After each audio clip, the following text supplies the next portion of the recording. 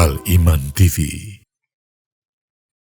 Assalamualaikum warahmatullahi wabarakatuh. Alhamdulillah, wassalatu wassalamu ala rasulillah wa ala alihi wa sahbihi wa man wala, wa asyhadu an la ilaha illallah wahdahu la syarika la, wa asyhadu anna muhammadan abduhu wa rasuluhu. Ma'asyiral muslimin yang dicintai dan dirahmati Allah subhanahu wa ta'ala, ada satu kisah menarik yang terjadi di kehidupan Amirul Mukminin Al-Khalifah Rashid Ats-Tsani, yakni sahabat yang mulia Umar bin Khattab radhiyallahu anhu. Umar bin Khattab radhiyallahu anhu merupakan sahabat Nabi yang sangat mulia. Beliau adalah orang yang mampu menaklukkan atas izin Allah subhanahu wa ta'ala dua kerajaan besar saat itu, kerajaan Persia dan kerajaan Romawi.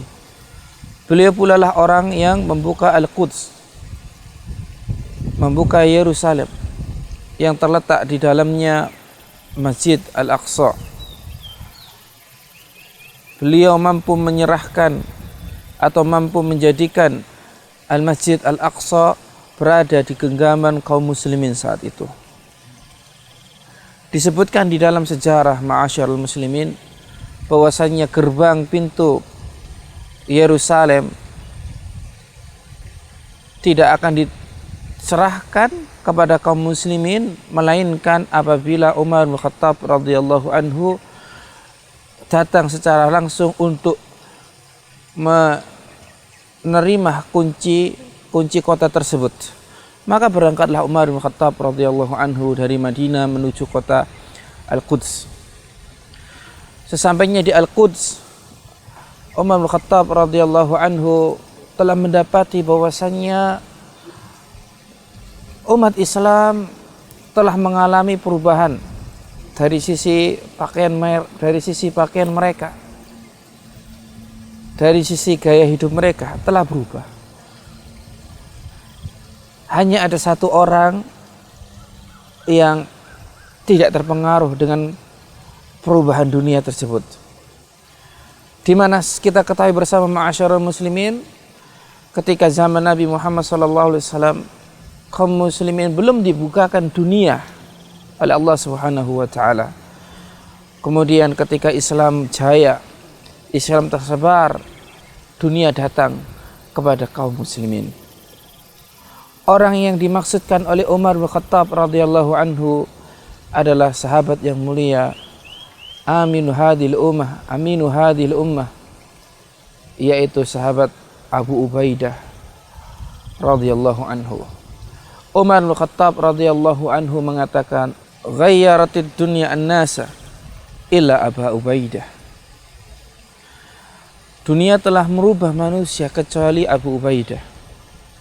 Dunia ma'asyarul muslimin merupakan fitnah bagi kita semua.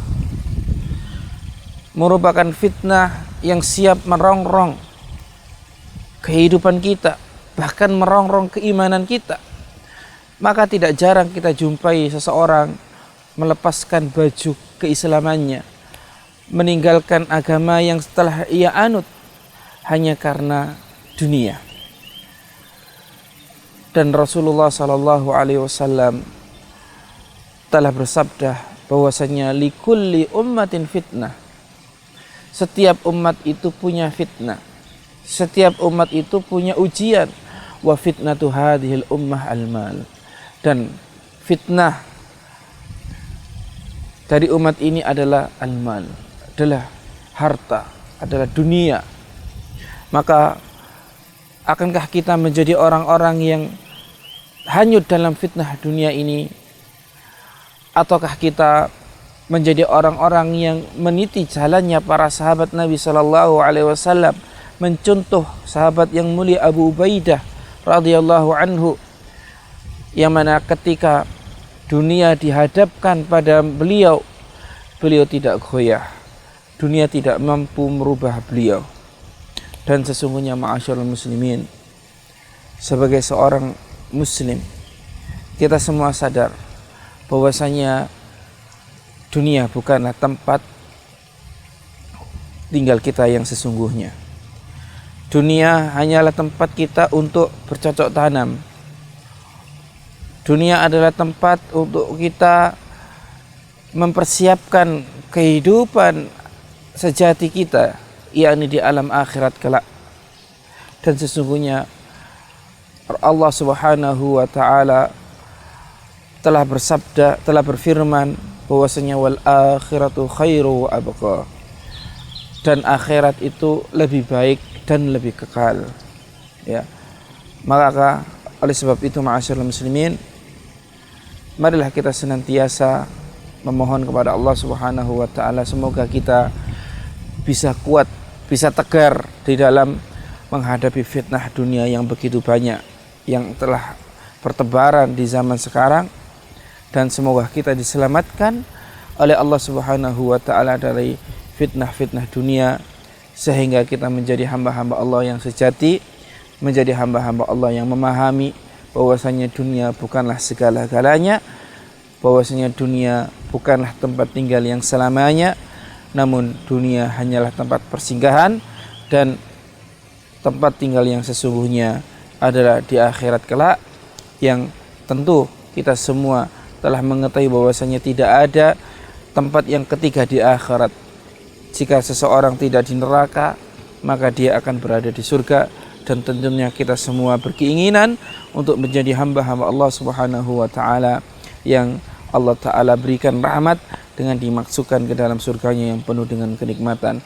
Demikian yang sedikit ini, semoga bisa bermanfaat bagi kami pribadi dan semoga juga bisa bermanfaat bagi saudara-saudara sekalian. Aqulu qauli hadza wa astaghfirullah li wa lakum walhamdulillahirabbil alamin. Wassalamualaikum warahmatullahi wabarakatuh. Al Iman TV